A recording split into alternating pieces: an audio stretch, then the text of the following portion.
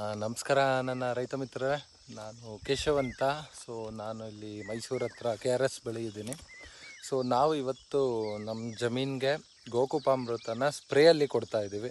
So ಅದನ್ನೆಲ್ಲ ನಿಮ್ಮ ಜೊತೆ ಹಂಚ್ಕೊಳ್ಳೋಣ ಅನಿಸ್ತು. ಸೊ ಕೊಟ್ಟಿರೋದ್ರಿಂದ ನಂದು ಈಲ್ಡ್ ಹೇಗಿದೆ ಅಂತಲೂ ನಿಮಗೆ ತೋರಿಸ್ತೀನಿ. ಸೊ ಭೂಮಿಗೆ ಯಾವುದೇ ರೀತಿ ವಿಷ ಹಾಕೋದು ಬೇಡ ಅಂತ ಡಿಸೈಡ್ ಮಾಡಿ ನಾನು ಫಸ್ಟಿಂದನೂ ನನ್ನ ಜಮೀನಲ್ಲಿ ಯಾವುದೇ ರೀತಿಯಾದ ಒಂದು ಕೂಡ ರಾಸಾಯನಿಕ ಬಳಸಿಲ್ಲ. ಸೊ ನೀವು ದಯವಿಟ್ಟು ಯಾವುದು ಬಳಸಬೇಡಿ. ನಾನೀಗ ನೋಡಿ ಗೋಕುಪಾಮೃತನ ಸ್ಪ್ರೇಯಲ್ಲಿ ಕೊಡ್ತಾ ಇದ್ದೀನಿ ಪ್ರತಿಯೊಂದು ಗಿಡಕ್ಕೂ. ನಿಮಗೆ ಗಿಡದ ಗ್ರೋತ್ ಹೇಗಿದೆ ಅಂತಲೂ ತೋರಿಸ್ತೀನಿ, ನೀವು ನೋಡ್ಬೋದು. ನೋಡಿ, ಇದು ನಂದು 2 ತಿಂಗಳದು, ನಾನು ನಾಟಿ ಮಾಡಿ 2 ತಿಂಗಳಾಗಿರೋ ಅಂಥ ತೆಂಗಿನ ಸಸಿ. ಇದು ನೋಡಿ ನನ್ನ ಪಪಾಯ ಗಿಡ, ನೀವು ಗ್ರೋತ್ ನೋಡ್ಬೋದು ಹೇಗಿದೆ ಅಂತ.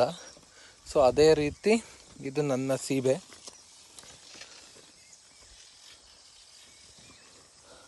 ಇದು ನೋಡಿ ಹೇಗಿದೆ ಗ್ರೋತು. ಇದೆಲ್ಲ ನಾವು ರೀಸೆಂಟಾಗಿ ಪ್ರೂನಿಂಗ್ ಮಾಡಿದ್ದೀವಿ. ಸೊ ಅದರಿಂದಾಗಿ ನಿಮ್ಗೆ ಬುಷಿನೆಸ್ ಕಾಣಿಸ್ತಾ ಇಲ್ಲ. ನೋಡಿ, ಇದು 1.5 ವರ್ಷದ ಸಸಿ ನಾನು ತೊಗೊಂಬಂದು ನಾಟಿ ಮಾಡಿ ಕರೆಕ್ಟಾಗಿ ಇವತ್ತಿಗೆ 3-3.5 ತಿಂಗಳಾಗಿದೆ. ನೀವು ಆಲ್ರೆಡಿ ನೋಡ್ಬೋದು. ನೋಡಿ, ಪಿ ಗರಿ ಹೊಡೆದಿದೆ. ಸೊ ಇದೆಲ್ಲನೂ ನಮ್ಮ ನೈಸರ್ಗಿಕ ಕೃಷಿಯ ದಿಂದ ಆಗಿರೋ ಅಂಥದ್ದು.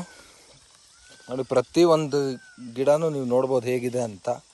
ಸೊ ಅದರಿಂದಾಗಿ ಎಲ್ಲರನ್ನೂ ಒಂದೇ ಒಂದು ಕೇಳ್ಕೊಳೋದೇನೆಂದರೆ, ದಯವಿಟ್ಟು ಎಲ್ಲರೂ ಗೋಕುಪಾಮೃತ ಬೆಳೆಸಿ, ಜೀವಾಮೃತ ಬೆಳೆಸಿ. ಯಾವುದೇ ನೀವು ಬೆಳೆಸಿದ್ರು ದಯವಿಟ್ಟು ನೈಸರ್ಗಿಕವಾಗಿರೋದನ್ನೇ ಬೆಳೆಸಿ. ಬೇರೆ ಇನ್ಯಾವುದೇ ರೀತಿಯಾದ ಕ್ರಿಮಿನಾಶಕಗಳು, ಕೀಟನಾಶಕಗಳು ಏನೂ ಹೊಡಿಬೇಡಿ. ಇದನ್ನೇ ಇನ್ನು ಸ್ವಲ್ಪ ಹೈ ಡೋಸೇಜ್ ಹಾಕ್ಕೊಂಡು ಬೇಕಿದ್ರು ಹೊಡಿಬಹುದು ನೀವು.